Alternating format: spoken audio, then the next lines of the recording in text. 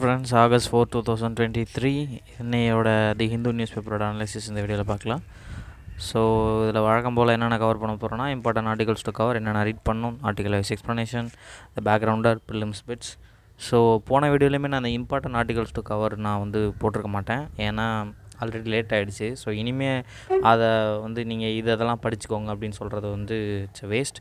So அதனால் சொல்லலை. So இன்றைக்கும் வந்து லேட் ஆகிடுச்சு, அதனால் வந்து கவர் பண்ணல. ஸோ நான் ஏர்லி மார்னிங் வந்து இதை மட்டும் தனியாகவே ஒரு இதாகவே போடலாம் அப்படின்னு சொல்லி பார்க்குறேன், என்னென்னா அதெல்லாம் இன்றைக்கி நியூஸ் பேப்பரில் படிக்கணும் அப்படின்னு. பட் அந்த மாதிரி நிறையா அவைலபிளாக இருக்குது. ஸோ அது வேணுமா வேணாமா அப்படிங்கிறத நீங்கள் இந்த வீடியோவை பார்த்துட்டு கொஞ்சம் சொல்லுங்கள், it will be useful. Right, okay. இந்த நம்ம உள்ளே போகலாம். ஆர்டிகல் வைஸ் எக்ஸ்ப்ளனேஷன் ஸ்டார்ட் பண்ணலாம். Government imposes curbs on import of laptops, computers and tablets. அதாவது லேப்டாப்பு, கம்ப்யூட்டர், டேப்லெட்லலாம் இதோடைய இம்போர்ட் மேலெலாம் கவர்மெண்ட் வந்து கட்டுப்பாடுகள் வச்சுருக்காங்க.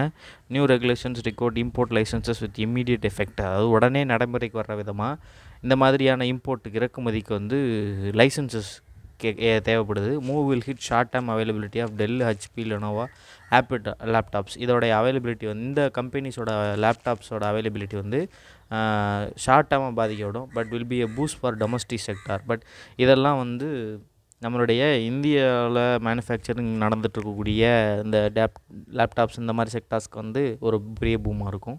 Devices imported for research and development given exemption.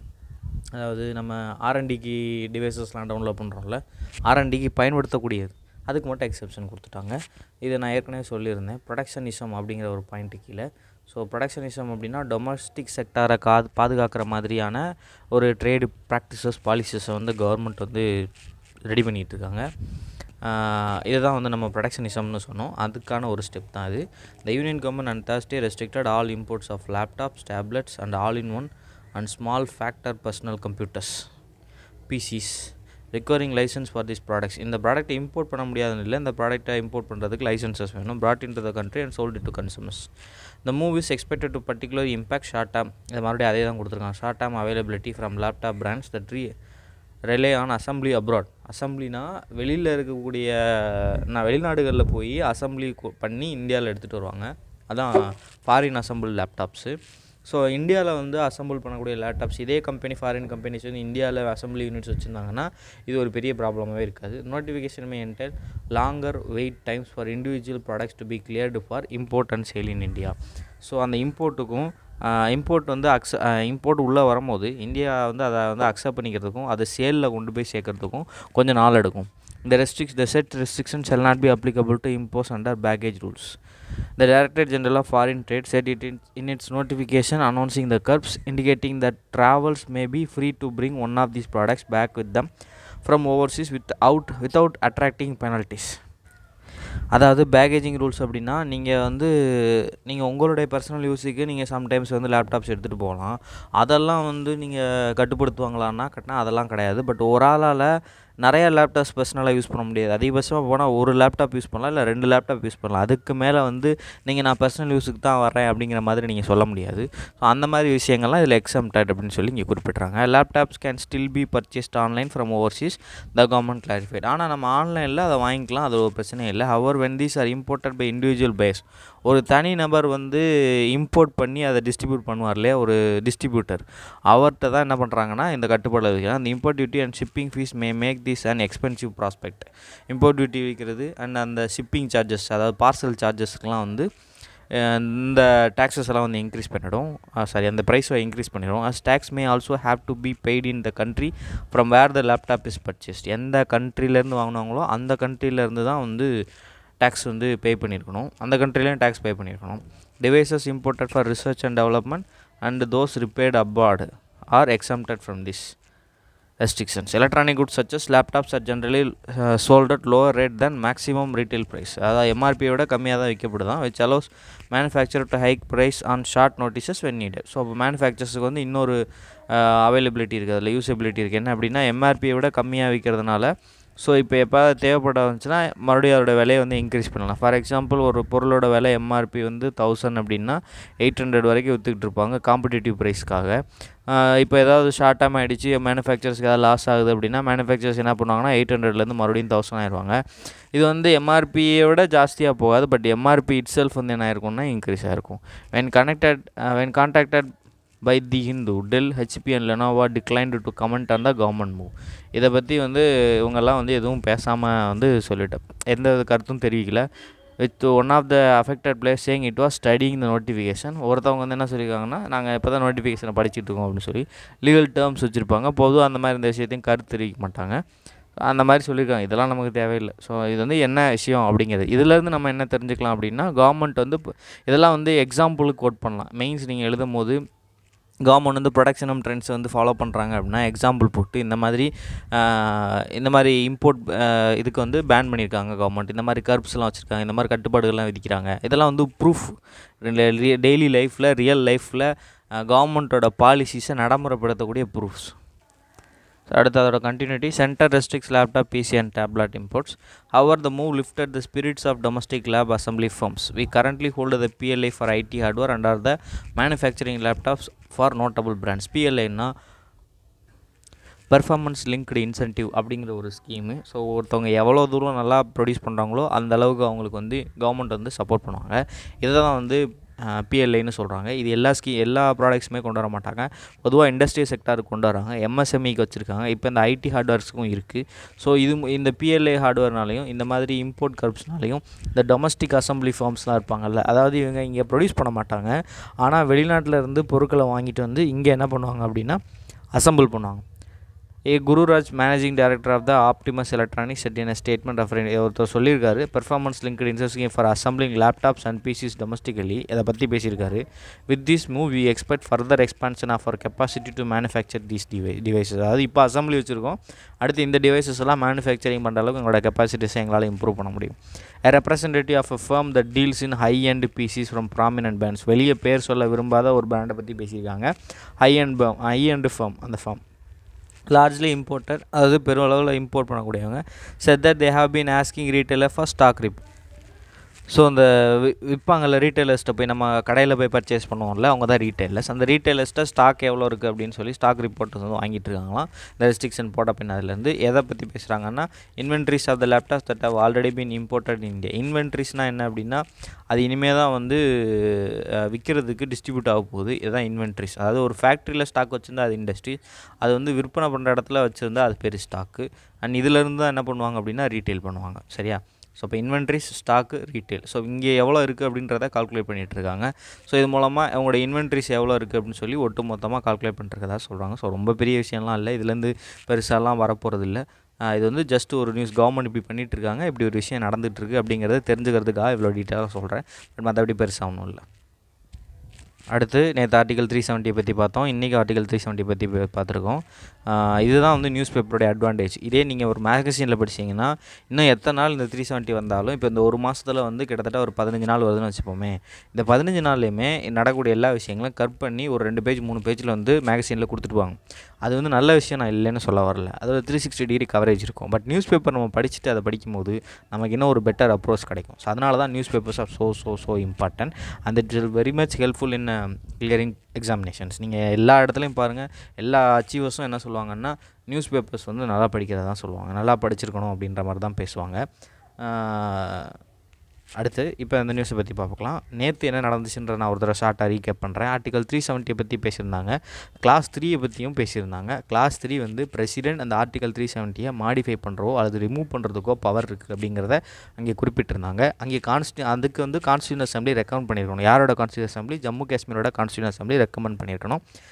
அந்த ஜம்மு காஷ்மீரோட கான்ஸ்டியூஷன் அசம்பிளி அண்ட் அவங்க கான்ஸ்டியூஷன் உருவாக்கின பின்னாடியே அது ஸ்க்ராப் ஆகிடுச்சு. ஸோ இப்போ அந்த கான்ஸ்டியூஷன் அசம்பிளியே இல்லை. ஸோ கடைசியாக என்ன சொல்லியிருப்பாங்க அப்படின்னா, அந்த ஒரு ஆர்டிக்கல் இருக்குது, அந்த ஆர்டிக்கலோட ஒரு கிளாஸ் இருக்குது, அதை கான்ஸ்டியூஷன் அசம்பிளி சப்போர்ட் பண்ணால் தான் அவரால் செய்ய முடியும் அப்படிங்கிற ஒரு பாயிண்ட் கொடுத்துருந்தாலும், கான்ஸ்டியூஷன் அசம்பிளி இல்லைங்கிறத காரணம் காட்டி பிரசிடென்ட் ஆர்டரை நல்லிஃபை பண்ண முடியாது. ஒரு பார்ட் இல்லைன்றதுக்காக இன்னொரு பார்ட்டு செல்லாதுன்னு சொல்ல முடியாது. ஸோ இன்னொரு பார்ட் வேலிடேட் ஆகும் அப்படின்னு சொல்லி நேற்று பேசியிருந்தாங்க. இன்றைக்கி ஆர்டிகல் 370 பேசிக் ஸ்ட்ரக்சரையும் கனெக்ட் பண்ணுறாங்க.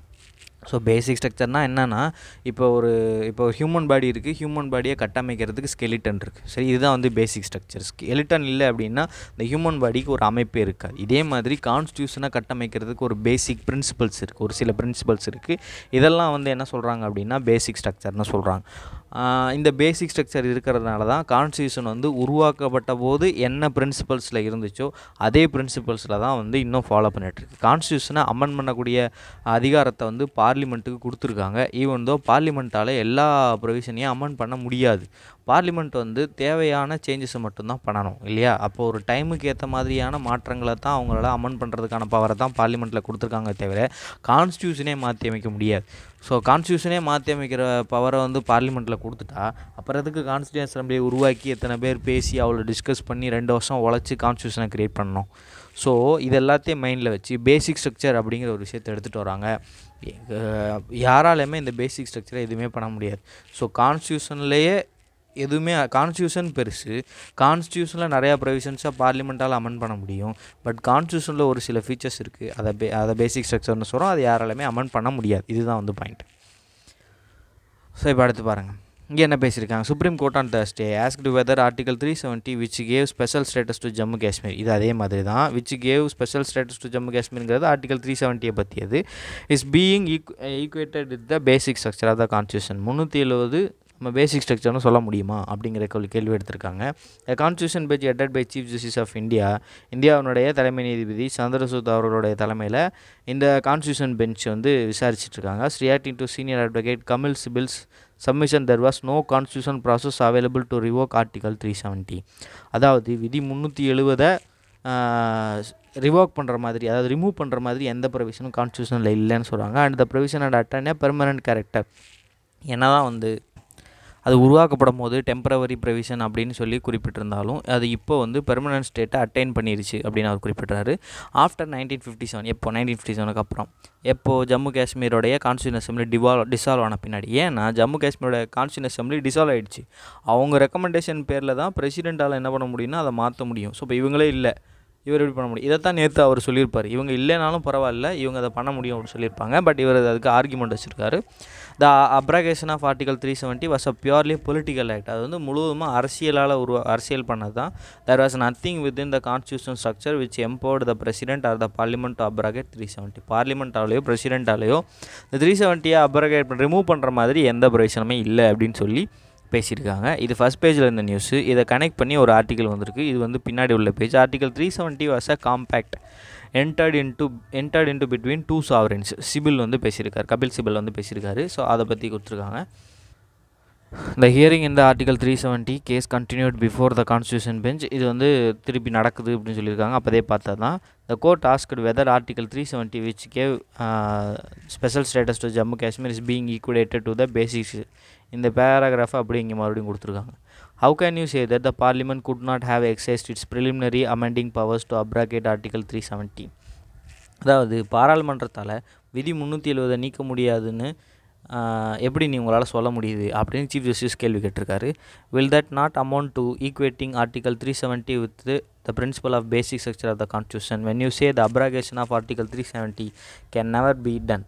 இன்னொரு ஜஸ்டிஸ் என்ன கேட்டிருக்காரு அப்படின்னா, நீங்கள் அதை ரிமூவ் பண்ண முடியாதுன்னு சொன்னால் ஆர்டிகல் 370 பேசிக் ஸ்ட்ரக்சர் ஆகிடாதா அப்படின்னு கேள்வி எழுப்பியிருக்காரு. The senior lawyer responded that article 370 was not the basic structure but a compact entered into between two sovereign, the Princely State of Jammu and Kashmir and Government of India, and engrafted in the Indian Constitution. அதாவது இதுக்கு அவர் பதில் சொல்லியிருக்காரு என்னென்னா, இது வந்து கண்டிப்பாக article 370 பேசிக் structure கிடையாது. ஆனால் அது வந்து ஒரு ஒருங்கிணைந்த அமைப்பை மாறிடுச்சு. இந்த ஒருங்கிணைந்த அமைப்பு 2 சுதந்திரமான அமைப்புகளால் ஏற்றுக்கொள்ளப்படுது. ஜம்மு காஷ்மீர் இந்தியாவுக்கு முன்னாடி இணையறதுக்கு முன்னாடி வரைக்கும் அவங்க வந்து ஒரு சாவரின் கண்ட்ரியாக தான் இருந்தாங்க. அவங்கள தங்களை தானே கண்ட்ரின்னு சொல்லிட்டாங்க. அதுக்கு ஒரு ராஜா இருந்தார். அந்த ராஜா பேர் ஹரி சிங். சரி, அப்போ அந்த இந்தியாவுக்கும் princely state of Jammu Kashmir 2 பேரும் வந்து சேர்ந்து ஒரு 2 சுதந்திரமான நாடுகள் எடுத்து உருவாக்கின ஒப்பந்தம். அது வந்து இந்திய அரசியலமைப்பில் குறிப்பிட்டிருக்காங்க அப்படின்னு சொல்கிறார். Unlike the case in some other princely states, the Indian government did not take over Jammu and Kashmir. You want to take over Jammu and Kashmir, you could have done it as a political act, but how do you do it from within a constitutional structure? He countered. அதாவது மற்ற சுதேச அரசர்கள் மாதிரி ஜம்மு காஷ்மீரை வந்து India வந்து அப்படியே அதாவது எடுத்துக்கல. மற்ற சுதேச அரசர்கள்லாம் என்ன பண்ணாங்கன்னா ஒப்பந்தம் மூலமாக சேர்ந்துக்கல, இந்தியா கூட இணைஞ்சிட்டாங்க. இந்தியா வந்து இணைச்சிக்கிட்டாங்க, வேறு வழி இல்லாமல் அவங்க இணைஞ்சிட்டாங்க. ஆனால் இவங்க வந்து ஒப்பந்தம் மூலமாக இணைஞ்சிக்கிட்டாங்க. ஜம்மு காஷ்மீரை நீங்கள் அப்படியே டேக் ஓவர் பண்ணிக்க முடியாது, எடுத்துக்க முடியாது. Could have done it as a political right. அப்படி நீங்கள் பண்ணுறதா இருந்தால் நீங்கள் அது ஒரு அரசியல் செயல்பாடாக தான் செஞ்சுருக்கணும். But how do you do it from within a constitution structure? ஒரு அரசியலமைப்பு கட்டமைப்புக்குள்ளே இருந்துக்கிட்டு ஜம்மு காஷ்மீரை இந்த மாதிரி எடுத்துக்கிறது தவறு, அது எப்படி செய்ய முடியுது அப்படின்னு அவர் கொஸ்டின் கேட்குறாரு. But CJI said mister Sibal was treading on thin ice there. இது வந்து ஒரு இடியம், அந்த வார்த்தை இருக்குது பாருங்களேன். அதாவது ட்ரெட்டிங் ஆன் தின் ஐஸ் அப்படிங்கிறது வந்து அதுக்கு மீனிங் என்ன அப்படின்னா, they are doing something risky which may have serious or unpleasant consequences. ஏதோ ஒரு தவறான விஷயம் செய்கிறாங்க, ரிஸ்க்கான விஷயம் செய்கிறாங்க, அதனால் ஒரு எதிர்பாராத இல்லை விரும்பத்தகாத நிகழ்வு நடைபெற போகுது அப்படின்னு சொல்கிறாங்க. அவருக்கு மிஸ்டர் சிபில், அதாவது கபில் சிபில் வாதாடுறத சீஃப் ஜஸ்டிஸ் அப்படி வந்து இடியம் மூலமாக குறிப்பிட்டார். But it's not possible that such a compact could be overridden by the sovereign of the succeeding state. அதாவது ஜம்மு காஷ்மீர் அப்படிங்கிற ஒரு சாவரின் ஸ்டேட்டு, இந்தியாங்கிற ஒரு சாவரின் ஸ்டேட், சாவரின்னா இறையாண்மை மிக்க சுதந்திரமான அர்த்தம், அந்த ஒரு நாடு கூட இணைஞ்சிட்டாங்க. இந்த ஒரு ரூலை ஒரு சாவரின் ஸ்டேட்டால் ஓவர் ரைட் பண்ண முடியாதா அப்படின்னு ஒரு கொஸ்டின் கேட்குறாரு. Abruption, having taken the position that we need the consent of the Constituent Assembly to abrogate Article 370, why and how did the President and the Parliament abruptly change tack in 2019? அதாவது இப்போ நம்ம என்ன பண்ணுறோம் அப்படின்னா, article 370 remove பண்ணுறதுக்கு constitution அசம்பிளியோட support வேணுங்கிற ஒரு விஷயத்துக்கு நம்ம வந்துவிட்ட போது ஏன் அப்புறம் எப்படி பிரசிடெண்ட் அண்ட் பார்லிமெண்ட் வந்து இந்த விஷயத்தை அப்படியே அப்ரப்டாக மாற்ற முடியும்? 2019 இப்படி மாற்றினாங்க, 2019 நடந்துச்சுன்னா இந்த விஷயத்தை கேன்சல் பண்ணாங்க, எப்படி மாற்ற முடியும் அப்படின்னு கொஸ்டின் கேட்குறாரு. பார்லிமெண்ட்டுங்கிறது is a creature of the constitution, அரசியலமைப்பினால் உருவாக்கப்பட்டது. It has to function within the limits of the constitution structure, அரசியலமைப்பு கட்டமைப்புக்குள்ளே அது செயல்படணும் அப்படின்னு கபில் சிபில் கூறுறாரு. The provision to article 370 clause 3 required the president to take the recommendation of the constituent assembly before declaring the provision inoperative. இது நம்ம ஏற்கனவே பேசணும். அந்த ப்ரொவிஷன் வந்து செல்லாதுன்னு சொல்கிறதுக்கு பிரசிடெண்ட் வந்து அந்த கான்ஸ்டியூஷன் அசம்பிளியோட ரெக்கமெண்டேஷன் வேணும் அப்படின்னு சொல்கிறார். What happen to this residuary power of the state to decide its own fate? So இப்போ இந்த கான்ஸ்டியூஷன் அசம்பிளி கிடையாது, கரெக்டாக? இப்போ இந்த கான்ஸ்டியூஷன் அசம்பிளி இல்லை அப்படின்னா அந்த பவர் யாருக்கிட்ட இருக்குன்னு ஒரு கிளாரிட்டி கிடையாது. சென்ட்ரல் கவர்மெண்ட் இருக்கா, ஸ்டேட் கவர்மெண்ட் இருக்கான்னு ஒரு கிளாரிட்டி இல்லை. இதை நம்ம ஏற்கனவே பார்த்தோம். Union list, state list, concurrent list, இது எதுலேயுமே வராததை ரெசிடியூரி லிஸ்ட்டுன்னு சொல்லியிருந்தோம். சரியா? ரெசிடியூரி பவர்ஸ்னு சொன்னோம், எஞ்சி அதிகாரங்கள்னு சொன்னோம். இந்த எஞ்சி அதிகாரங்கள் சென்டர்கிட்டையும் இருக்காது, மற்ற எல்லா இடத்துலையும் பார்லிமெண்ட்கிட்ட இருக்கும். பட் ஹவவர் ஜம்மு காஷ்மீரில் மட்டும் அது வந்து ஸ்டேட்டுக்கிட்ட இருக்கும். ஸோ இது ரெசிடியூரி பவர்ஸ் கிட்ட வராதா? அந்த ரெசிடியூரி பவர்ஸை ஸ்டேட் லெஜிஸ்லேச்சர் முடிவு செய்ய முடியாதா அப்படிங்கிற ஒரு கேள்வியை அவர் எழுப்பியிருக்கு. He said the government on August 5, 2019 circumvented the residuary power, and the residuary power of the state by inserting Article 367(4) Clause D, which replaced the express and constituent assembly of the state in the provision of to Article 370 Clause 3 with legislative assembly of the state. அதாவது constitution அசம்பிளிக்கு பதிலாக legislative assembly அப்படின்னு சொல்லி மாற்றிட்டாங்க அப்படின்னு அவர் குறிப்பிட்டார். Tomorrow the parliament can say it is the constitution assembly and do with the basic structure. நாளைக்கு பார்லிமெண்ட் வந்து சொல்லலாம், நான் தான் கான்ஸ்டியூஷன் அசம்பிளி, அதனால் பேசிக் ஸ்ட்ரக்சரை ரிமூவ் பண்ணுங்கள் அப்படின்னு. If you can say in principle that parliament can convert itself into a constitution assembly, then where do we go from there? அதாவது இப்போ ஒருவேளை பார்லிமெண்ட்டு தன்னைத்தானே கான்ஸ்டியூஷன் அசம்பிளியாக உருமாட்டிக்கிச்சு அப்படின்னா அதுக்கப்புறம் நம்ம எங்கே போகிறது அப்படி, இதெல்லாமே தான் அவரோட argument. Forget about this case, இந்த கேஸை விட்டுருங்க. I am more worried about our future. Sir, நம்மளோட எதிர்காலத்தை பற்றி தான் நான் கவலைப்படுறேன். இதெல்லாம் வந்து அவருடைய வாதம். இதுக்கெல்லாம் வந்து அதாவது இதெல்லாம் வந்து யூஸ் பண்ண முடியாது எங்கேயுமே. பட் எப்படி அவங்க திங்க் பண்ணுறாங்க அப்படிங்கிறத பாருங்கள். அந்த கேஸை நம்ம இன்னும் அதை நம்ம ஃபுல்லாக ஃபாலோ பண்ணிகிட்டே வந்தோம் அப்படின்னா இதை பற்றின ஒரு பெட்டர் ஐடியா கிடைக்கும். சரி, நம்ம பெட்டராக வந்து எக்ஸாமினேஷன்ஸில் யூஸ் பண்ணலாம். Justice Kaul said it was debatable அப்படின்னா இது விவாதிக்கக்கூடியது அப்படின்னு அவர் சொல்கிறார். If Article 370 acquired permanence after the dissolution of the Constitutional Assembly in 1957, ஒருவேளை அதாவது விதி 370 வந்து அரசியலமைப்பு நிர்ணய சபை 1957க்கு பின்னாடி ஸ்கிராப் பண்ணிட்டாங்க. அதுக்கப்புறம் அந்த ஆர்டிகல் 370 பெர்மனன்ஸ் ஆகிடுச்சா அப்படிங்கிறது விவாதிக்கக்கூடிய ஒரு விஷயம் அப்படின்னு அவர் சொல்கிறார். He added that it was also debatable if the NDA government followed procedure while abrogating the provision in 2019. இந்த ப்ரொவிஷனை ரிமூவ் பண்ணுறதுக்கு NDA கவர்மெண்ட், அதாவது இப்போ உள்ள மோடி கவர்மெண்ட் வந்து NDA கவர்மெண்ட்னு சொல்லுவாங்க, இந்த NDA கவர்மெண்ட் வந்து எல்லா ப்ரொசீஜர்ஸையும் ஃபாலோ பண்ணாங்களா அப்படிங்கிறதும் டிபேட்டபிள் அப்படின்னு சொல்லி முடிச்சிருக்காங்க. இதை பற்றின அப்டேட்ஸ் நாளைக்கு வரும். நாளைக்கு நம்ம கண்டினியூ பண்ணுவோம். இதெல்லாம் ஒரு முடிவுக்கு வரும். முடிவுக்கு வந்து இது சரியா தப்பா அப்படின்னு சொல்லி சுப்ரீம் கோர்ட் ஃபைனலாக ஒரு டெசிஷன் எடுப்பாங்க. அந்த டெசிஷனுக்கு அப்புறம் அதை பற்றி ஒரு பெரிய ஆர்டிக்கல் வரும். அந்த ஆர்டிக்கலுக்கு வந்து நம்ம அந்த ஆர்டிக்கலை படிக்கும்போது நமக்கு கொஞ்சம் கன்ஃபியூஷனாக இருக்கும். ஏன்னா நம்ம பொதுவாக என்ன பண்ணுவோம்னா அந்த ஆர்டிக்கலில் வந்து ஒரு வாரம் 2 வாரம் நடக்கிற விஷயத்தை வச்சு தான் அந்த ஆர்டிக்கல் எழுதுவாங்க. பட் அந்த 1 வாரம் 2 வாரம் நடக்கிற விஷயம் நமக்கு தெரியாது. அதனால் அந்த ஆர்டிக்கல் வந்து நமக்கு குழப்பமாக இருக்கும். இப்போ இந்த எல்லா விஷயத்தையும் ஃபாலோ பண்ணிட்டு வந்தபோது ஆர்டிக்கல் வந்து ரொம்ப ஈஸியாக இருக்கும். நம்ம ஈஸியாக அண்டர்ஸ்டாண்ட் பண்ணிக்க முடியும். சரியா? Okay, will see that. அடுத்தடுத்து என்ன நடக்குதுன்னு பார்க்கலாம். சரி, அடுத்த நியூஸ் போகலாம். அடுத்து over 9 lakh trees likely be taxed for great Nicobar project. இது அடுத்த ஒரு பஞ்சாயத்து. அந்தமான் நிக்கோபார் ஐலாண்டு இருக்குது. அந்த அந்தமான் நிக்கோபார் ஐலாண்டோட சதர்ன் பார்ட்டில் இருக்கக்கூடிய ஒரு ஐலாண்டு தான் கிரேட் நிக்கோபார் ஐலாண்ட்ஸ் அப்படின்னு சொல்லி குறிப்பிடுவாங்க. நிக்கோபார் ஐலாண்ட்ஸ், இந்த நிக்கோபார் ஐலாண்ட்ஸ் கிரேட் நிக்கோபார் அப்படின்னு சொல்லி இன்னொரு ஐலாண்ட் இருக்குது, ஒரு குட்டி ஐலாண்ட் இருக்குது. இந்த கிரேட் நிக்கோபாரில் சென்ட்ரல் கவர்மெண்ட் வந்து ஒரு ப்ராஜெக்ட் கொண்டு வராங்க, கிரேட் நிக்கோபார் ப்ராஜெக்ட் அப்படின்னு சொல்லி டெவலப்மெண்ட் ப்ராஜெக்ட் கொண்டு வராங்க. இந்த ப்ராஜெக்ட்டில் அப்போவே வந்து நிறைய ப்ராப்ளம்ஸ் பேசிகிட்டு இருந்தாங்க. இப்போ இதை பற்றி வந்து நியூஸ் வந்துட்டுருக்கு. Centre's ambitious 72,000 crore great Nicobar project may see 9.64 lakh and not 8.5 lakh trees. அதாவது இதுக்கு முன்னாடி வரைக்கும் 8.5 லட்சம் மரங்கள் வெட்டப்படுதுன்னு பேசிகிட்டு இருக்காங்க. பட் 9.64 lakh மரங்கள் வெட்டப்படுது அப்படின்னு சொல்கிறாங்க. Fell to enable the construction of a transshipment port. அதாவது அந்த ஒரு போர்ட் கட்டுறதுக்கு நம்ம இவ்வளோ இது பண்ணணும். அண்ட் இன்டர்நேஷ்னல் ஏர்போர்ட் கட்டுறதுக்கு ஒரு township and gas and solar based power plant ஒன்று ஏற்படுத்தப்படுறாங்க. அண்ட் அந்த கிரேட் இவ்வளவும் விஷயத்தையும் ஏற்படுத்த போகிறாங்க. இதுக்கு இவ்வளோ மரங்களை வெட்ட போகிறாங்க அப்படின்னு சொல்லி குறிப்பிட்டிருக்காங்க. There is also possibility that fewer trees may be axed he indicated. இதை விட கம்மியாக கூட வெட்டப்படலாம் அப்படின்னு அவர் சொல்லியிருக்காரு. இந்த great Nicobar project is likely to come up over 130 square kilometer of pristine forest has been accorded environmental clearance by an expert committee. environmental clearance already கொடுத்துட்டாங்க. 130 கிலோமீட்டர் ஸ்கொயர் பரப்பளவில் இதை கொண்டு வர போகிறாங்க. ஹவர் திஸ் வாஸ் சேலஞ்சு இன் த என்ஜிடினா என்ன? National green ட்ரிபியூனல்னால் என்னென்னா இது வந்து ஒரு கோர்ட்டோட பெஞ்ச் மாதிரி. இந்த கோர்ட்டோட பெஞ்ச் என்ன, இது வந்து எக்ஸாக்ட்லி ஒரு கோர்ட்டு தான். ஆனால் இந்த கோர்ட்டுக்கு ஒரே ஒரு வேலை மட்டும்தான் இருக்கும். அது என்ன வேலை? ஏதாவது ஒரு பர்டிகுலர் வேலையை கொடுத்துருவாங்க. அந்த வேலையை மட்டும்தான் அவங்க பார்ப்பாங்க. ஸோ இப்போ நேஷ்னல் கிரீன் ட்ரிபியூனல் இருக்காங்கல்ல, இவங்க என்விரான்மெண்டல் ரிலேட்டட் விஷயங்களை மட்டும்தான் பார்த்துக்க போகிறாங்க. மற்ற விஷயங்களை பற்றி அவங்களுக்கு டீல் பண்ண மாட்டாங்க. இந்த மாதிரி ஒரு பர்டிகுலர் விஷயத்துக்காக ஒரு தனி நீதிமன்றம் ஏற்படுத்தினாங்கன்னா அதுக்கு பேர் ட்ரிபியூனல்னு சொல்லுவாங்க. தனி நீதிமன்றம்னு ஏற்படுத்த மாட்டாங்க, ட்ரிபியூனல் தான் ஏற்படுத்துவாங்க. இதை தீர்ப்பாயங்கள் அப்படின்னு சொல்லி குறிப்பிடுவாங்க. இந்த தேசிய பசுமை தீர்ப்பாயத்துக்கு முன்னாடி இந்த டெசிஷனை வந்து சேலஞ்ச் பண்ணியிருக்காங்க. அடுத்து following which it setup and expert committee. இந்த விஷயத்தை பற்றி இந்த என்விரான்மெண்டல் கிளியரன்ஸ் கொடுத்ததை பற்றி ஒரு எக்ஸ்பர்ட் கமிட்டி வந்து அப்பாயின்ட் பண்ணியிருக்காங்க. Though details of a project being appraised for environmental clearance are usually made available on public portal maintained by the Environment Ministry. Details on the Great Nicobar project have not been put up. பொதுவாக அந்த environmental clearance வாங்குறதுக்குள்ள விஷயங்களை வந்து அந்த environment மினிஸ்ட்ரிக்கான public portal ஒன்று இருக்கும். அந்த போர்ட்டலில் வந்து வச்சுருப்பாங்க எல்லா என்விரான்மெண்டல் கிளியரன்ஸ் வாங்குறதுக்கும். பட் த கிரேட் நிக்கோபார் ப்ராஜெக்ட்டுக்குள்ள அந்த என்விரான்மெண்டல் கிளியரன்ஸ் அப்ரைசல்ஸை எங்கேயுமே வெளிப்படவே இல்லை. It is learnt following instructions from the Union Home Minister that has classified the project as one of the strategic importance.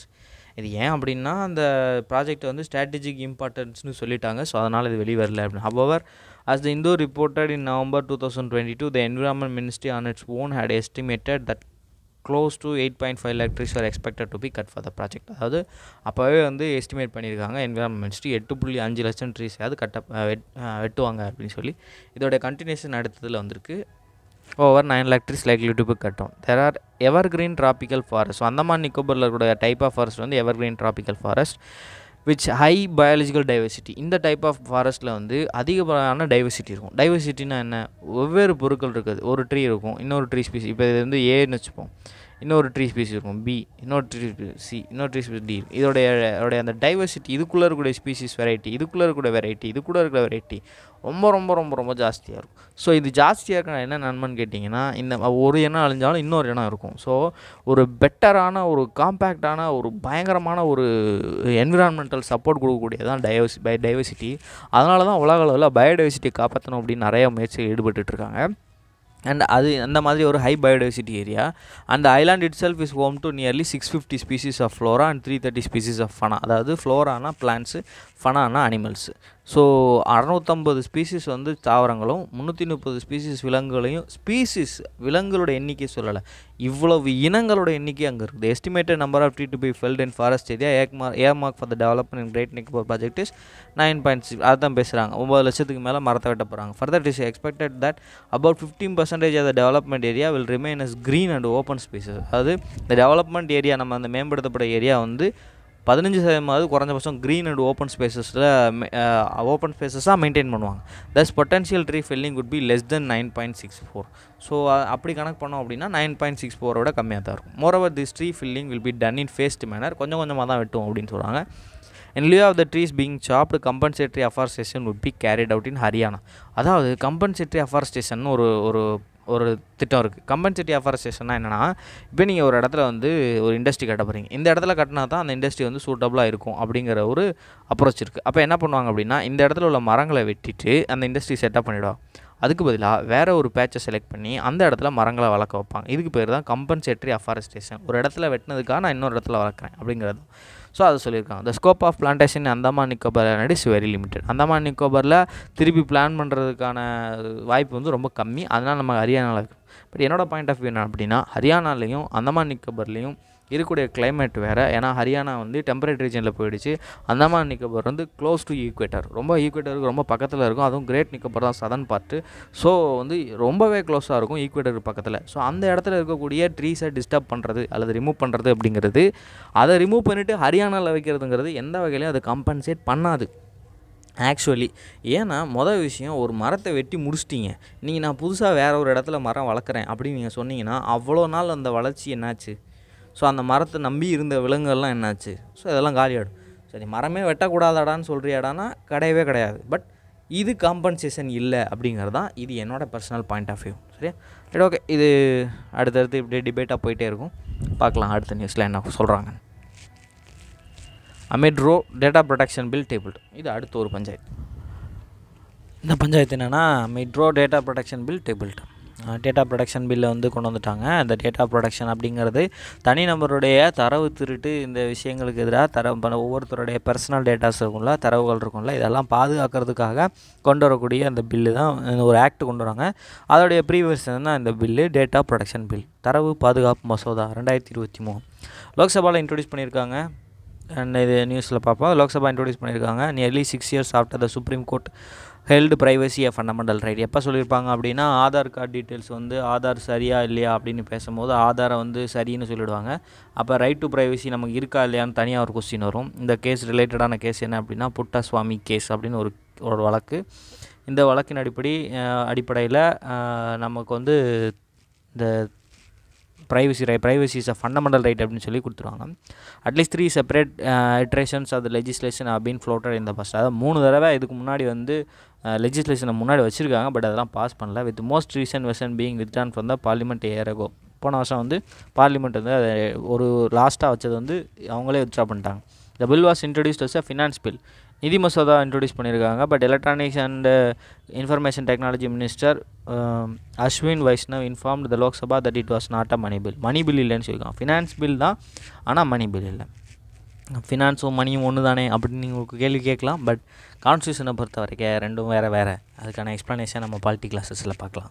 அடுத்து, government sources confirm that the bill was an ordinary one that would have to pass through both houses, brushing aside a claim by Congress MP Tewari who initially interpreted the legislation as a money bill. இது அங்கே உள்ள விஷயத்தை பற்றி பேசுகிறாங்க. அவர் வந்து மணி பில்னு சொல்கிறாரு. அதெல்லாம் கிடையாது. இது வந்து ஃபினான்ஸ் பில் தான், மணி பில் இல்லை. The bill requires companies to better protect digital data taken from the individual. நம்ம இப்போ ஒரு மொபைல் ஃபோன் வச்சுருக்கோம், எல்லாருமே ஆண்ட்ராய்டு டிவைசஸ் வச்சுருக்கோம். அந்த ஆண்ட்ராய்டு டிவைஸில் ஏதாவது ஒரு ஆப் இன்ட்ரடியூஸ் பண்ணுறோம் அப்படின்னா, அந்த ஆப்ஸ் வந்து நம்மக்கிட்ட நிறைய பெர்மிஷன் கேட்கும். நம்மளுடைய கான்டாக்ட் இன்ஃபர்மேஷன், நம்மளுடைய பர்சனல் இன்ஃபர்மேஷன், அப்புறம் நம்மளுடைய ஏஜ், ஜெண்டர், இந்த மாதிரி விஷயங்கள், அதுக்கப்புறம் வந்து நம்மளுடைய ஃபோட்டோ அக்சஸ், மீடியா அக்சஸ் எல்லாமே கேட்கும். ஸோ லிட்ரலி வந்து நம்ம ஃபோன் வந்து அவங்களுக்கு வந்து டிரான்ஸ்பரண்ட்டாக தான் இருக்கும். பட் இந்த டேட்டாவை அவங்ககிட்ட வந்து அந்த ஆப்போடைய யூசேஜுக்கு மட்டும்தான் அவங்க எடுத்துக்கிறாங்களா, இல்லை தனியாக அந்த டேட்டாவை தனியாக ஸ்ட்ரா போட்டு உறிஞ்சி வெளியில் விற்கிறாங்களா அப்படிங்கிறது தான் அந்த கொஸ்டின் மார்க்கு. நிறைய ஆப்ஸ் வந்து தேர்ட் பார்ட்டி ஆப்ஸ்னு சொல்லுவாங்க. ப்ளே ஸ்டோரில் இந்த மாதிரி தேர்ட் பார்ட்டி ஆப்ஸ்லாம் டேட்டாவை திருட முடியாது. ஏன்னா ப்ளே ஸ்டோரில் இருக்கிற ஆப்ஸ் எல்லாம் அந்த மாதிரி திருடுதா இல்லையான்னு செக் பண்ணி தான் என்ன பண்ணுவாங்கன்னா ப்ளே ஸ்டோரில் அவைலபிளாக வச்சுருப்பாங்க. கூகுள் ப்ளே ஸ்டோரில் சொல்கிறேன். பட் மற்றபடி நீங்கள் வேறு ஏதாவது சோர்ஸஸ்லேருந்து எடுத்தீங்கன்னா ஃபோனில் இன்ஸ்டால் பண்ணலாம். பட் வேறு ஏதாவது சோர்ஸஸில் எடுத்தீங்கன்னா அதுக்கு எந்த உத்தரவாதமும் கிடையாது. உங்கள் டேட்டா திருடப்படுறதுக்கு வந்து எந்த உத்தரவாதமும் கிடையாது. அவங்க என்ன வேணால் பண்ணலாம் உங்கள் டேட்டா வச்சு. ஈவன் இப்போ நான் வந்து நம்ம ஃபோன்பே, கூகுள் பே யூஸ் பண்ண ஆரம்பிச்சிட்டோம். ஸோ நம்மளுடைய ஃபினான்ஷியல் டேட்டாஸையும் ரொம்ப ஈஸியாக திருடிடலாம்.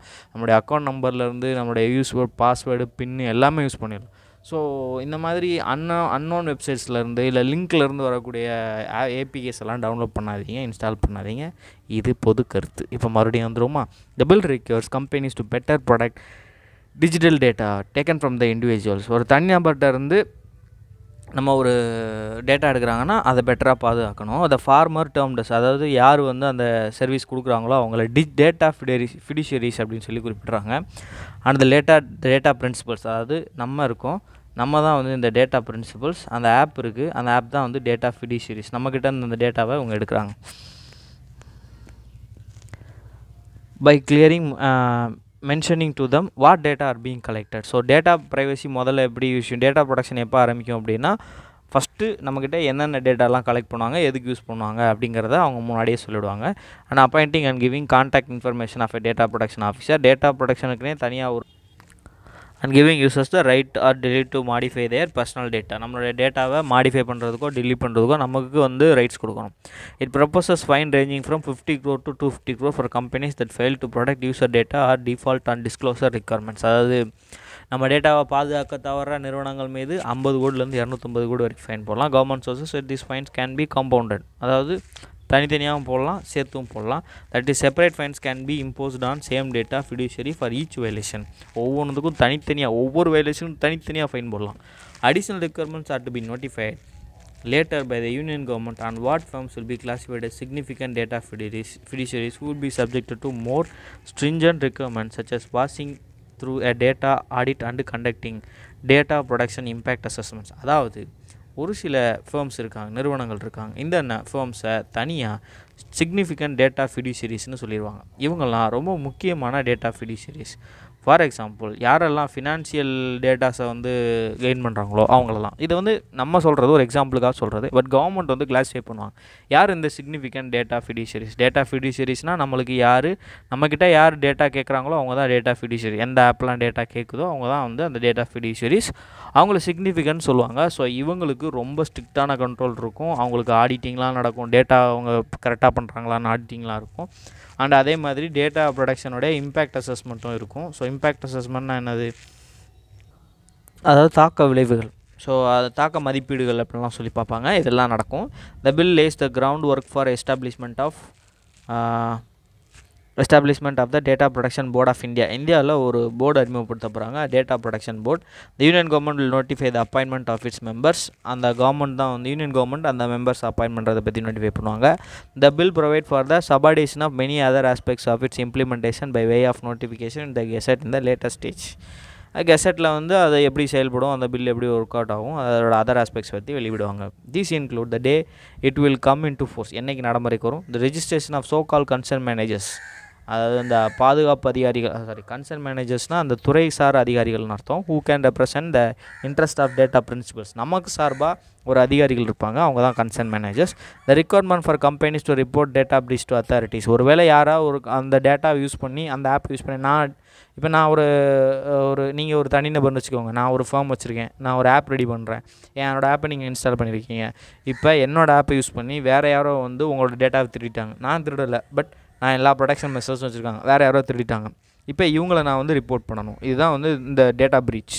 அதெல்லாம் அத்தாரிட்டிஸ்க்கு வந்து எப்படி இம்போர்ட் பண்ணுறது. Time lines for erasing user data. இப்போ நீங்கள் ஒரு ஆப்பை வந்து இன்ஸ்டால் பண்ணுறீங்க, அதில் டேட்டாஸ்லாம் கொடுத்துட்டீங்க. அதேமாதிரி நீங்கள் இன்ஸ்டால் பண்ண பின்னாடி அதேமாதிரி நான் டேட்டாலாம் எடுத்துப்பேன். நீங்கள் அந்த ஆப்பை இன்ஸ்டால் பண்ணிட்டீங்க, அந்த அன்இன்ஸ்டால் பண்ண பின்னாடி அந்த ஆப்போட டேட்டாஸை நான் ரிமூவ் பண்ணணும். உங்களோட டேட்டாஸை ரிமூவ் பண்ணணும். அதுக்கு எவ்வளோ காலம் கொடுக்கலாம். And platforms where children above a certain age can sign up without express parental consent. அதாவது ஒரு சில ஆப்ஸ்க்கெலாம் வந்து பேரண்டல் கண்ட்ரோல் இல்லாமலே சில்ட்ரனால் சைன் அப் பண்ண முடியும் அப்படிங்கிற ஒரு சில விஷயங்கள்லாம் கொண்டு வராங்க. அது என்னென்ன? And the modalities of audit for significant data fiduciaries. இந்த சிக்னிஃபிகண்ட் முக்கியமான டேட்டா வழங்குறவங்க, டேட்டா தரவு எடுப்புறவங்க சொன்னோம்ல, தரவு எடுப்பவங்க சொன்னோம், சிக்னிஃபிகண்ட் டேட்டா ஃபியூட்டர்ஸ், அவங்களுக்கு என்னென்ன வகையில் ஆடிட் நடக்கும் அப்படிங்கிறதையும் இது எல்லாமே வந்து அப்போ சொல்லுவோம், சொல்லலை அப்புறம் சொல்லுவோம் அப்படின்னு சொல்லி சொல்கிறாங்க. It is not the notification, it is about the notification of the notification. The bill strikes off section 43A of the information technology act 2000. So the information technology act ரொம்ப ரொம்ப முக்கியமான ஆக்ட். இது அடிக்கடி பேசப்பட்டுகிட்டே வந்துகிட்டே இருக்கும். ஸோ அந்த ஆக்டை பற்றி இங்கே கொடுத்துருக்காங்க. இதோட செக்ஷன் 43A பற்றி ஸ்ட்ரைக்ஸ் ஆஃப்னா ரிமூவ் பண்ணுது. That requires companies which mishandle user data to compensate users. அதாவது யூசர்ஸோடைய டேட்டாவை தவறாக பயன்படுத்துகிறவங்கள பற்றி பேசுது. Governments also said this was because compensation is a judicial process. என்ன கொடுத்துருக்காங்க? which mishandles user data to compensate users. Governments also said this was because compensation is a judicial process. While ex gratia payments were at the discretion of the governments and that legally compensation would have to be awarded without civil tort law. அதாவது நம்ம யூசரோட datas திருடியாக நல்லா பாதிக்கப்பட்டாங்க அப்படின்னா அவங்களுக்கு compensation வழங்குறாங்க. But இந்த ப்ராவிஷனை remove பண்ணிடுறாங்க. ஏன் remove பண்ணிடுறாங்கன்னா compensation வழங்குறதுலாம் judicial process அப்படின்னு சொல்லி கொண்டு வராங்க. ஸோ அது இப்படி இல்லாமல் கோர்ட் வழியாக போகாமல் நார்மலாகவே கொடுக்கலாம். கவர்மெண்ட்டோட டிஸ்கிரிப்ஷனில் இந்த மாதிரி கம்பன்சேஷன் கொடுக்கணுங்கிற ஒரு ப்ரொவிஷன் கொண்டு வராங்க. ஸோ அதனால் செக்ஷன் 43A தேவைப்படாது. அந்த 43A ரிமூவ் பண்ணுறாங்க. செக்ஷன் 43A எதோட 43A? ஐடி ஆக்ட் ஆஃப் 2000 அதோட 43A. Range of exemptions will provide wide range of exemptions for the state and its instrumentalities. Exemption ஆகிட்டாங்களா யார்? Government. For instance personal data can be process in the interest of sovereignty and integrity of India or security of the state. ஒரு point போதும் காலி பண்ணிடுவாங்க. Fulfilling any application under law. ஏதாவது ஒரு சட்டத்துக்கு இடையில் ஏதாவது ஒரு கடமை இருக்குன்னா அதை ஃபுல்ஃபில் பண்ணுறதுக்கு நம்மளோட டேட்டாஸை யூஸ் பண்ணிக்கலாம். இந்தியா கவர்மெண்ட்டோட இன்ட்ரெஸ்ட்டுக்காக இல்லை இந்தியா கவர்மெண்ட்டோட செக்யூரிட்டிக்காக, கவர்மெண்ட்டோட செக்யூரிட்டிக்காக நம்ம டேட்டாஸை எடுத்துக்கலாம். கவர்மெண்ட்டை போய் நீ என் டேட்டாவை எடுத்து மேனிப்புலேட் பண்ணிட்டேன் அப்படின்னு கொஸ்டின் பண்ண முடியாது. பிகாஸ் கவர்மெண்ட் விற்க மாட்டாங்க டேட்டாவை. பட் இது வந்து இப்போ பாருங்களேன், இதில் ஒரு கிரிட்டிசம் எடுத்துகிட்டு வருவாங்க. என்ன சொல்லுவாங்கன்னா, இப்போ கவர்மெண்ட் இப்படி ஒரு டேட்டா வச்சுருக்காங்க, இப்படி ஒரு விஷயம் பாயிண்ட் வச்சுருக்காங்க, இந்த பாயிண்ட் மூலமாக கவர்மெண்ட் நம்மளை ஒட்டு கேட்க முடியும், கவர்மெண்ட் எப்போ பார்த்தா நம்மளை கண்காணிக்க முடியும் அப்படின்னு சொல்லி ஒரு பாயிண்ட்டாக சொல்லுவாங்க. பட் வேறு வழி என்ன இருக்குது? நான் ஏற்கனவே சொன்ன மாதிரி சில விஷயங்களை நம்ம ஒரு அட்வான்ஸ்டு ஃப்ரீடம்ஸை நம்ம விட்டு கொடுத்தா தான் நம்மளுடைய எல்லாரோட பேசிக் ஃப்ரீடமே நம்மளால் பாதுகாக்க முடியும். எங்கேயோ ஏதோ ஒரு இடத்துல தப்பு நடக்குது, அதனால் எல்லாரோடைய டேட்டாஸையும் கவர்மெண்ட் வந்து கண்காணிக்கணுமான்னா கவர்மெண்ட்டோட வேலை அதுதான். கவர்மெண்ட் கண்காணித்தா தான் அந்த தப்பை தவிர்க்க முடியும், அதை சரி பண்ண முடியும். அது வேறு விஷயம். Right, okay. While the law requires firms to disclose to users the identity of other firms to which their data will be entrusted for processing. நான் அதே மாதிரி நான் ஒரு ஃபார்ம், நான் இந்த ஃபார்ம் என்ன பண்ணுறேன் அப்படின்னா உங்கள்கிட்ட வந்து டேட்டா எடுக்கிறேன். பட் இப்போ இந்த தடவை நான் என்னோடய டேட்டாவை நான் ப்ராசஸ் பண்ணுறதுக்கு இன்னொரு BPO கொடுக்குறேன், பிஸ்னஸ் ப்ராஸ்பெக்டஸ் அவுட் சோர்சிங். அதாவது நான் வேறு ஒரு நபரை ஹையர் பண்ணி அவன்கிட்ட ப்ராசஸ் பண்ணுறது கொடுத்துறேன். ரைட்டா? இப்போ நான் யாருக்கிட்ட கொடுக்குறேன் அப்படிங்கிற டீட்டெயிலையும் நான் சொல்லணும். they are explicitly exempted from. அடுத்து அப்படி ஒரு லா இருக்கும்போது they are explicitly accepted from disclosing sharing of such data in case of lawful interception of data. ஒருவேளை சட்டத்தின் வழியாக அந்த டேட்டா யாருக்காவது வழங்கப்பட்டிருந்தா அந்த இடத்துல அவங்களுக்கு எக்ஸப்ஷன் இருக்குது. நான் வந்து இப்போ கவர்மெண்ட்டுக்கிட்ட கவர்மெண்ட் கேட்குறனால இல்லை கவர்மெண்ட் இன்ஸ்டியூஷன் நான் அந்த டேட்டா கொடுக்கும்போது நான் அவங்ககிட்ட சொல்லணும்னு அவசியம் இல்லை. அது exemption. Everybody has the same application under the bill even the government. அதாவது எல்லாருக்குமே வந்து ஒரே அப்ளிகேஷன்ஸ் தான் இருக்குது கவர்மெண்ட்டாக இருந்தாலும் அப்படின்னு சொல்கிறாங்க. Adding that exception are only in place for cases such as medical emergency and disaster. எக்ஸப்ஷன்லாம் மெடிக்கல் எமர்ஜென்சி அண்ட் டிசாஸ்டருக்காக மட்டும்தான் எக்ஸப்ஷன்ஸ் கொடுத்துருக்காங்க ஜென்ரலாக அப்படின்னு சொல்கிறாங்க. And earlier draft of the bill was largely approved by the parliamentary standing committee on communication and information technology. பாராளுமன்ற நிலைக்குழு தொலைத்தொடர்பு மற்றும் தகவல் தொடர்பு தொழில்நுட்பத்திற்கான பாராளுமன்ற நிலைக்குழுவினால் ஏற்கனவே இதுக்கு முந்தின டிராஃப்ட்டை வந்து அக்செப்ட் பண்ணிட்டாங்க. Opposition members of the committee எதிர்கட்சியினர் over the past week accused the government of obfuscation. Obfuscation அப்படின்னா என்ன அர்த்தம்னா மேக்கிங் சம்திங் அன்கிளியர், அதாவது தெளிவில்லாமல் ஆக்கிட்டாங்க. Pointing out that this bill had been withdrawn but the new one had not been examine by the committee. இன்னும் அந்த கமிட்டிக்கிட்ட போகவே இல்லை, இனிமேல் தான் கமிட்டிக்கிட்ட போகும், அதை பற்றி பேசுவாங்க. டேபிள்னா இன்ட்ரோடியூஸ் தான் பண்ணியிருக்காங்க. ஸோ அப்போ கமிட்டி போகும், அதுக்கப்புறம் டிஸ்கஸ் பண்ணுவாங்க, அதுக்கப்புறம் கொண்டு வருவாங்க. Pratap Rao Jadhav, the chair of the committee, confirmed in a statement that the committee's mandate was restricted to the 2022 draft. இந்த கமிட்டியினுடைய கடமை வந்து 2022 டிராஃப்டோட முடிஞ்சு போச்சு அப்படின்னு சொல்லி அவர் குறிப்பிட்றாரு. பார்க்கலாம். Sent to committee. Deputy leader of the Congress in Lok Sabha Gaurav Gogoi said this version too should be sent for such an examination. அந்த மாதிரி ஒரு அந்த அந்த பில்லை நம்ம ஆராய்ச்சி பண்ணுறதுக்கு இந்த ஒரு கமிட்டிக்கு அனுப்பணும். It is a bill which impinges on fundamental rights as per Puttaswamy judgment. சொன்னா Puttaswamy judgment on the right to privacy. It should be sent to the standing committee. நிலைக்குழுவுக்கு அனுப்பப்பட்டிருக்கணும் அப்படின்னு அவர் சொல்கிறார். The bill empowers the government to access people's private data. கவர்மெண்ட்டை தனிநபருடைய தனியார் தரவுகளை வந்து அக்சஸ் பண்ணுறதுக்கு கவர்மெண்ட்டுக்கு அனுமதி அளிக்குது. And this is likely to create a surveillance. வந்துச்சு அந்த point. Asauddin Owaisa MP from Hyderabad. Congress MP Manish Tiwari said the bill will apply with full force to all non-governmental organizations and the entire government universe is going to be exempt from it. எல்லா சாரா அமைப்பினருக்கும் இந்த bill வந்து ஃபுல்லாக implement பண்ணிடுவாங்க. ஆனால் ஒட்டுமொத்த கவர்மெண்ட்டுமே வந்து இதுலேருந்து escape ஆயிடுவாங்க அப்படின்னு அவங்க பேசுகிறாங்க. அடுத்து services PMI hit 13-year high in July lifted by export surge. PMI நேற்று பார்த்தோம், பர்ச்சேசிங் மேனேஜர்ஸ் இண்டெக்ஸ். நான் நேற்றே சொன்னேன் PMI இதை வந்து 2 சொல்லுவாங்க, மேனுஃபேக்சரிங் சர்வீசஸ் அப்படின்னு சொல்லி 2 தனியாக கொண்டு வருவாங்க. இது வந்து நேற்றோட பேக்ரவுண்டில் நான் பேசியிருந்தேன். ஸோ சர்வீசஸ்க்கு ரிலீஸ் பண்ணியிருக்காங்க. அந்த சர்வீசஸில் 13 வருஷம் இல்லாத அளவுக்கு ரொம்ப ஹையாக இருந்திருக்கு. என்னென்ன அப்படின்னு சொல்லி பார்ப்போம். India service sector output measured by S&P global India services purchasing managers index. இதுக்கு முன்னாடி S&P global India services manufacturing purchasing India manufacturing purchases managers இண்டெக்ஸ்னு சொல்லியிருந்துச்சு. சர்வீசஸ் பதிலாக மேனுஃபேக்சரிங் வரட்டும். Rebound from June's 3 month low. அதாவது 3 மாதத்தில் இந்த ஜூனில் தான் ரொம்ப கம்மியாக இருந்துச்சு.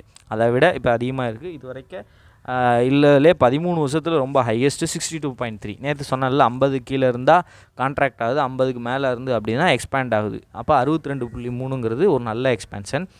Output levels rose at the sharpest pace since 2010. 2010லேருந்து கனெக்ட் பண்ணோம் அப்படின்னா ரொம்ப ஷார்ப்பாக வந்து இன்க்ரீஸ். ஷார்ப்பான என்ன அப்படின்னா ஒரு கம்மியான பீரியடில் நிறைய இன்க்ரீஸ். அதுதான் sharpest increase as per the survey based index. The firm citing strong demand and new business gains. அதாவது இதுக்கு காரணமாக 2 விஷயம் பேசுகிறாங்க. அதிகமான தேவையும் நியூ பிஸ்னஸ் கெயின்ஸ். அதாவது புதுசாக நிறைய ஜாப்ஸ் வந்து கிரியேட் ஆகுது, பிஸ்னஸ் டெவலப் ஆகுது. அவர் the pace of job creation remained slight. Service sector is one of the problematic sector where there is the labour intensiveness is very very low. அதாவது தொழிலாளருடைய தேவை அதிக தொழிலாளர்களுக்கு வாய்ப்பளிக்கக்கூடிய துறைகளில் சர்வீஸ் செக்டார் வந்து ரொம்ப கம்மியாக தான் கான்ட்ரிபியூட் பண்ணும். ஏன்னா இங்கே ஒருத்தராலேயே நிறைய விஷயங்களை பண்ணிட முடியும். ஸோ அவ்வளோ பேர் தேவைப்படாது.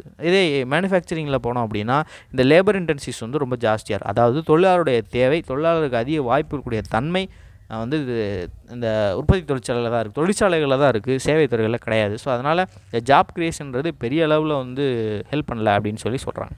Input cost rose at the fastest pace. அதாவது உள்ளீட்டு செலவுகள் 13 மாதம் இல்லாத அளவுக்கு ரொம்ப அதிகமாக இருக்குது. Driven mainly by food, labour and transportation cost. இந்த காஸ்ட்னால தான் அதிகமாக இன்க்ரீஸ் ஆகிருக்கு. While output prices increase at the slowest rate. Output prices வந்து ரொம்ப கம்மியாக தான், ஆனால் இன்க்ரீஸ் ஆகிருக்கு, பட் ரொம்ப கம்மியாக இன்க்ரீஸ் ஆகிருக்கு. Firms reported the second fastest rise in export orders since the index was introduced in 2014. 2014 இந்த இண்டெக்ஸ் இன்ட்ரடியூஸ் பண்ணியிருக்காங்க. அதில் இருந்து இதிலே ஃபாஸ்டஸ்ட் ரைஸ் வந்து இதுதான் அப்படின்னு சொல்லியிருக்காங்க. Bangladesh, Nepal, Sri Lanka and UAE emerged as key sources of the growth. இவங்க பேசுகிறது வந்து எக்ஸ்போர்ட்டை பற்றி பேசுகிறாங்க. எக்ஸ்போர்ட் ஆர்டர்ஸுக்கு அதாவது இண்டெக்ஸில் நிறைய விஷயம் இருக்கும். ஃபஸ்ட்டு இன்புட்டு இதை பற்றி பேசுவாங்க, அப்புறம் வந்து இந்த ஜாப் கிரியேஷன் பாயிண்ட்டு, அப்புறம் எக்ஸ்போர்ட்டு. இது ஒன்று சப் காம்பனன்ட்ஸ் ஆஃப் இந்த PMI. சரியா? இப்போ இந்த எக்ஸ்போர்ட் ஆர்டர்ஸை பற்றி கொண்டு வர இண்டெக்ஸ் வந்து 2014 இன்ட்ரடியூஸ் பண்ணியிருக்காங்க. அதை இன்ட்ரடியூஸ் பண்ணதிலே இதாக தான் ரொம்ப ஃபாஸ்ட்டாக வந்து அதிகமான ஆர்டர்ஸ் வந்து பார்த்துருக்காங்க. அண்ட் பங்களாதேஷ், நேபாள், ஸ்ரீலங்கா, UAE இவங்கெல்லாம் வந்து முக்கியமான டெஸ்டினேஷன்ஸாக இருந்திருக்காங்க நம்மளுடைய எக்ஸ்போர்ட்டுக்கு. The broad increase in sales are particularly welcoming news, especially in the light of challenging global economic scenario. உலக அளவில் ரொம்ப சவாலாக இருக்கக்கூடிய இந்த சூழலில் இந்த மாதிரி ஒரு நல்ல அவுட்புட் வந்திருக்குது, ஒரு நல்ல விஷயம் அப்படின்னு சொல்லி முடிச்சிருக்காங்க. Yanvapi Musk panel moves SC after HC allows ASI survey, Archaeological Survey of India. The Anushman Intazamiya Mosque Committee, which manages the Yanvapi Mosque in Varanasi. வாரணாசியில் ஒரு மசூதி. On Thursday approached the Supreme Court. Supreme Court போயிருக்காங்க. Within the hours of the Allahabad High Court giving the Archaeological Survey of India the green signal to conduct an investigation on the premises. Archaeological survey of India இந்த கியான்வாபி மசூதிக்குள்ளே போய் என்ன பண்ணுறாங்கன்னா ஆராய்ச்சி பண்ண போகிறாங்க. So இதுக்கு வந்து அலகாபாத் உயர்நீதிமன்றம் வந்து அனுமதி வழங்கிச்சு. இதுக்கு எதிர்த்தா சுப்ரீம் கோர்ட்டு போயிருக்காங்க. அந்த committee represented by advocate Fuzail Ayyubi said the religious character of the premises has remained a mosque since இண்டிபெண்டன்ஸ்லேருந்து அது மாஸ்காகவே இருந்துகிட்டே இருக்குது. The petition said any findings made in the survey would be rendered nugatory or irrelevant. இதுலேருந்து ஏதாவது கண்டுபிடிச்சாலும், அதாவது இவங்க அந்த ஆராய்ச்சி மூலமாக ஏதாவது கண்டுபிடிச்சாலுமே அதோடைய வேல்யூ வந்து 0. நெகட்ரினா 0 வேல்யூன்னு அர்த்தம். irrelevant அது பயன்படாது. as the site was protected under the places of worship special provisions act 1991 அது ஒரு சட்டம் வந்திருக்கு. அந்த சட்டத்தின் கடையில் அது பாதுகாக்கப்படுது. அதனால் இவங்க என்ன தான் கண்டுபிடிச்சாலும் அதில் இம்பார்ட்டன்ஸ் இல்லை அப்படின்னு சொல்லி போயிருக்காங்க. The Supreme Court had in its 2020 judgment in the Rama Janma Bhoomi temple case held that the place of worship act imposes a non-derogable obligation towards enforcing our commitment to secularism under the Indian constitution. Rama Janma Bhoomi case, அதாவது இந்த ராமர் கோயில் வழக்கு இருக்குல்ல, அது பாபர் மசூதி வழக்கு இருக்குல்ல, அந்த வழக்கில் உள்ள தீர்ப்பில் இந்த பிளேசஸ் ஆஃப் வொர்ஷிப் ஆக்ட், இந்த ஆக்டை பற்றி பேசுகிறாங்க. Places of worship act imposes a டெரகபிள்னா இன்ஃப்ரிஞ்சுன்னு அர்த்தம். அதாவது அதை பாதிக்க முடியும், அதை ரிமூவ் பண்ண முடியும்னு அர்த்தம். டெரகபிள்னா அதை ரிமூவ் பண்ண முடியாத, தவிர்க்க முடியாத ஒரு கடமையை வந்து கொடுத்துருக்குது. இது மூலமாக இந்தியாவினுடைய செக்குலரிசம், நம்மளால் இந்திய அரசியலமைப்பில் வழங்கப்பட்டிருக்கிற இந்தியாவுடைய செக்குலரிசத்தை நம்மளால் எடுத்துரைக்க முடியும் அப்படின்னு சொல்லியிருக்காங்க. ஸோ இந்த சட்டத்தினால இந்த மசூதி பாதுகாக்கப்பட்டிருக்கு. அதனால் ஏஎஸ்ஐயால் எதுவும் செய்ய முடியாது அப்படின்னு அவங்க சொல்கிறாங்க. The act is a reiteration of the preambular virtues of secularism. Preambular இருக்கக்கூடிய வேல்யூஸான secularism, fraternity as well as a principle of non retrogression. ரெட்ரோனா முன்னாடியேன்னு அர்த்தம். சரியா, முன்கூட்டியே எந்த விஷயத்தையும் செய்ய முடியாது. அதாவது இன்றைக்கி நான் ஒரு ஆக்ட் போடுறேன், இந்த ஆக்ட் நாளையிலேருந்து தான் செல்லுன்னு சொல்ல முடியும், நேற்றுலேருந்து செல்லுன்னு சொல்ல முடியாது. இது வந்து கிரிமினல் ஆக்ட்டுக்கு வந்து இந்தியாவில் பொருந்தும். பட் அவர் சிவில் ஆக்ட் இந்த மாதிரி சொல்ல முடியும். ஸோ அந்த மாதிரி பெரிய விஷயங்களுக்கு வந்து என்ன பண்ண மாட்டாங்கன்னா ரெட்ரோ பெர்ஸ்பெக்டிவாக கொண்டு வர மாட்டாங்க. முன்கூட்டியே அந்த சட்டம் செயல்படும்லாம் சொல்ல முடியாது. ஏன்னா அதனால் நிறைய பாதிக்கப்படும். பட் பணம் தொடர்பான விஷயங்கள் வந்து சின்ன விஷயங்கள் தான். ஸோ அதனால் சின்ன விஷயம்னா மோசடி விஷயங்கள், டேக்ஸ், அந்த மாதிரி விஷயங்கள்லாம் சொல்கிறேன். சரியா, கிரிமினல் வழக்கெலாம் ஒருத்தருடைய வாழ்க்கையை பாதிக்கக்கூடிய விஷயம் ஒட்டு மொத்தமாக வந்து பாதிக்கும். ஸோ அதனால் அந்த மாதிரி ஆக்டெல்லாம் வந்து அப்படி சொல்ல மாட்டாங்க. ஸோ அந்த non retrogression such which is embedded within the constitution, அரசியலமைப்புக்குள்ளே இருக்கிறது. ஃபார்மிங் இஸ் பேசிக் ஸ்ட்ரக்சர், அரசியலமைப்புடைய கட்டமைப்பு. The committee submitted in the special leave petition. சிறப்பு விடுப்பு அதிகாரம்ங்கிறது உச்சநீதிமன்றத்துடைய ஒரு அதிகாரம். இந்த அதிகாரத்தின் கீழ் எந்த ஒரு கேஸ் ஹைகோர்ட் வந்து அப்பீல் பண்ண முடியாதுன்னு சொன்னாலும், அப்பீல் பண்ணுறதுக்கு எந்த சான்சஸ் இல்லைனாலும் சுப்ரீம் கோர்ட்டால் அப்பீல் பண்ண முடியாத ஒரு சிறப்பு ப்ரொசீஜர் தான் இந்த ஸ்பெஷல் லீவ் பெட்டிஷன், சிறப்பு விடுப்பு அதிகாரம் அப்படின்னு சொல்லி தமிழில் குறிப்பிடுவாங்க. பட் அவர் இது வந்து டிஸ்கிரிஷன் தான், சுப்ரீம் கோர்ட் விரும்பினா ஏற்றுக்கலாம் இந்த அப்பீலை. ஓகே, அடுத்த part. The committee set the Varanasi district court had ordered the ASI study even as the original suit filed by the 5 Hindu women seeking a declaration to work their religious cards on the premises. இதுக்குள்ளே வந்து religious worship வந்து பண்ணணும் அப்படின்னு சொல்லி ஒரு 5 women வந்து என்ன பண்ணியிருக்காங்கன்னா கேஸ் ஃபைல் பண்ணியிருக்காங்க. அது இன்னும் பெண்டிங்கில் இருக்குது. இன் it's appeal the committee set the high court unnecessarily focused on whether the survey was invasive or not. அந்த சர்வே வந்து ஹைகோர்ட் தேவையில்லாமல் வந்து அந்த சர்வே வந்து இன்வேசிவாக இருக்கா இல்லையான்னு ஐடென்டிஃபை பண்ணுறாங்க. அது தேவையில்லாத விஷயம். Instead the committee set the pertinent question before the High Court was whether such a survey, considering the sensitivity of the matter and the fact there was a pending suit, could be allowed at all. அதாவது அவங்க முன்னாடி இருக்கிற question வந்து என்னென்னா, அதாவது இப்போ இந்த விஷயத்தோட சென்சிட்டிவிட்டி எடுத்துக்கோங்க. ஆனால் இந்த மாதிரி பெண்டிங்காக ஒரு கேஸ் இருக்குது, இது ரெண்டையும் கணக்கில் பண்ணும்போது இந்த சர்வேயை அலோவ் பண்ணலாமா கூடாதாங்கிறது மட்டும்தான் அவங்க முன்னாடி வச்சிருந்த கொஸ்டின் அப்படிங்கிற அவங்க விளக்கம் கொடுக்குறாங்க. The case is listed before a 3 judge bench headed by Chief Justice of India DY Chandrachud. August 4ல் கொடுத்துருக்காங்க. அவர் தலைமையில் விசாரிக்க போகிறாங்க. Allahabad court on Thursday upheld the order of the Varanasi district court. இந்த டிஸ்ட்ரிக் கோர்ட் வழங்கினதை தீர்ப்பை இவங்க வந்து என்ன பண்ணிட்டாங்க அப்படின்னா அக்செப்ட் பண்ணிட்டாங்க. For conducting scientific survey of the mosque. அந்த மசூதியை வந்து சயின்டிஃபிக்காக சர்வே பண்ண போகிறாங்க. அந்த archaeological survey of India. The district court had asked the ASI to file the report on whether the mosque structure was built over a pre existing structure of Hindu temple. Panchayat இதுதான். அதாவது ஏற்கனவே கட்டப்பட்டிருந்த கோயில் மேலே தான் இது கட்டப்பட்டுச்சா அப்படிங்கிறது தான் கொஸ்டின் மார்க்கு. இதை தான் அவங்க ஆர்கியாலஜிக்கல் சர்வே ஆஃப் இந்தியா வந்து ஆராய்ச்சி பண்ண போகிறாங்க. இது முடிவில் என்னென்ன பஞ்சாயத்து வரும்னு தெரியல. இது ஒரு பஞ்சாயத்து, அடுத்தடுத்து பஞ்சாயத்தாக வந்துட்டே இருக்கு. அடுத்த நியூஸ். கவர்மெண்ட் ரிவைன்ஸ் கார்டட்னா பாதுகாப்போட விஷயங்களை கண்டெயின் பண்ணிகிட்ருக்காங்க. Over prices even score inflation soft and in Q1னா Q1 அப்படின்னு அர்த்தம். அதாவது ஒரு வருஷத்தை ஃபினான்ஷியல் இயரை 4 பிரிச்சிருப்பாங்க. ஸோ அதான் Q1, Q2, Q3, Q4. Q1 உடைய கோர் இன்ஃப்ளேஷன் அதாவது பணவீக்கம் வந்து குறைஞ்ச போதிலும் கவர்மெண்ட் வந்து என்ன பண்ணியிருக்காங்கன்னா இன்னும் வந்து அந்த ரெஸ்ட்ரிக்ஷன்ஸை குறைச்சிக்கல அப்படின்னு சொல்லி குறிப்பிட்டிருக்காங்க. ஸோ இதை பற்றி பேசலாம்.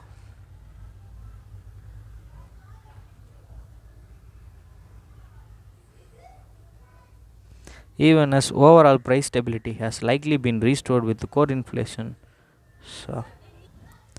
Even as overall price stability has likely been restored with core inflation softening to a 3-year low in the first quarter of 2023-24, the food inflation spike in June due to higher prices of vegetable, fruit and pulses underscores the need for a guarded approach.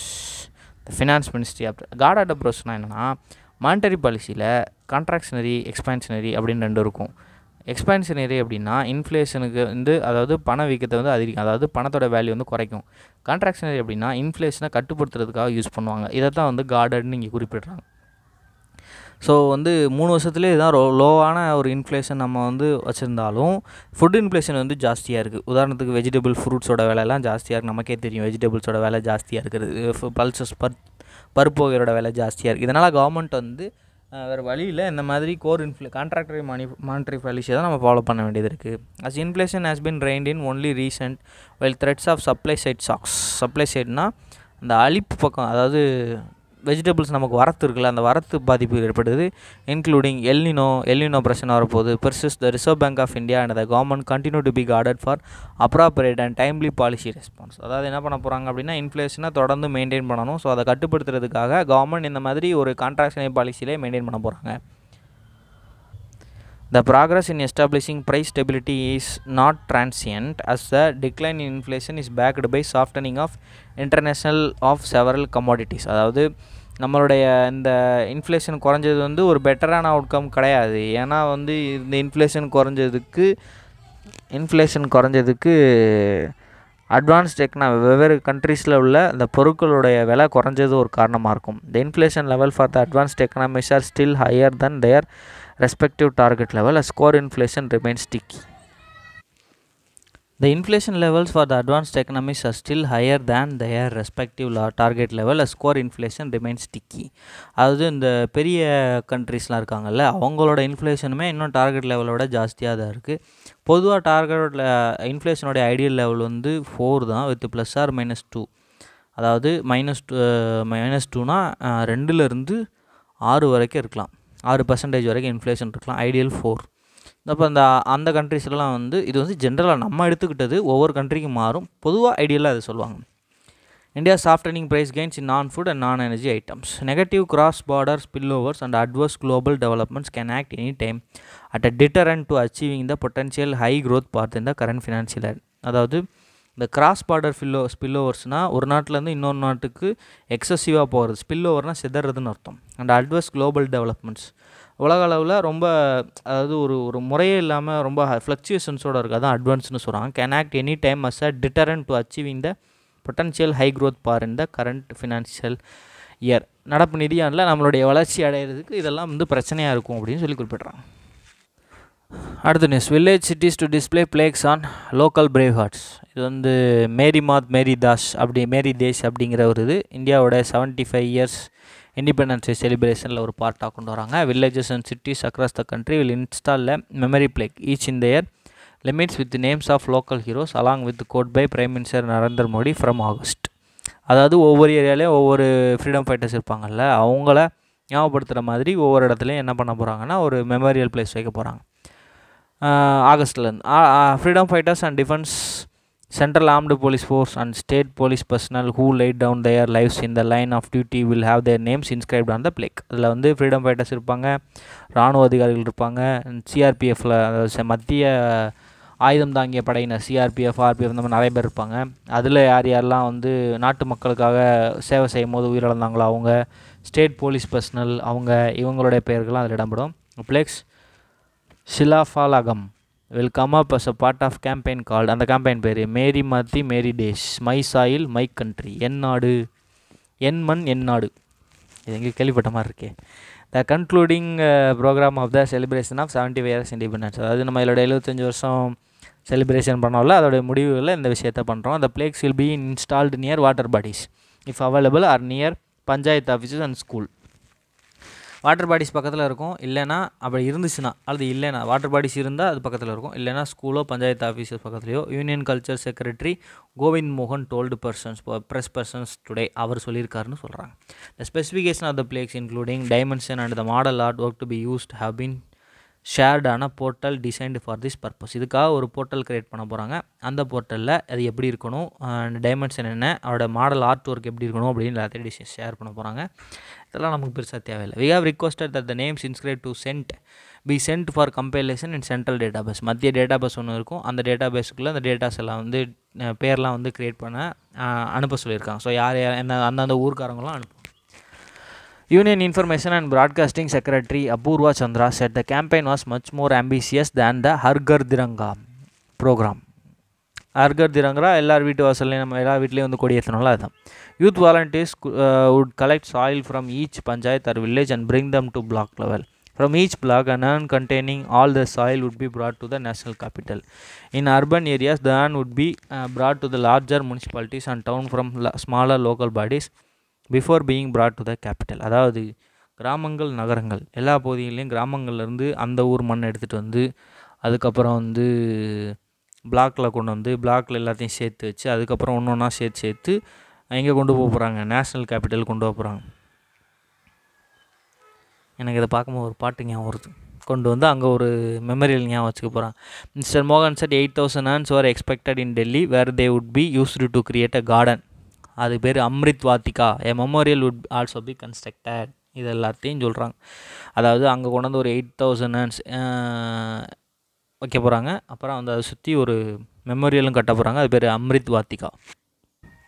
Endangered Himalayan vulture bred in captivity for the first time in India. இந்தியாவில் வந்து endangered Himalayan vulture இருக்குது. அது வந்து கேப்டிவிட்டினா பாதுகாப்பு வச்சுருப்போம்ல, அந்த zoo இந்த மாதிரி place வந்து வெளிப்படையே தெரிகிற பகுதி. இதே மாதிரி ஹியூமனோட பாதுகாப்புக்குள்ளே இந்த பறவைகள்லாம் வச்சுருப்பாங்க. ஸோ அதை வந்து ஒரு தனியாக ஒரு பிளேஸாக வச்சு அதை வளர்க்குறதுக்கு என்னென்ன பண்ணணுமோ இதெல்லாம் பண்ணி கொடுத்து அதோடய டிசீஸ் எல்லாம் பார்த்து அதோடைய இதெல்லாம் ஐடென்டிஃபை பண்ணி பாதுகாத்து வச்சுப்பாங்க. இதை கேப்டிவிட்டி அப்படின்னு சொல்லுவாங்க.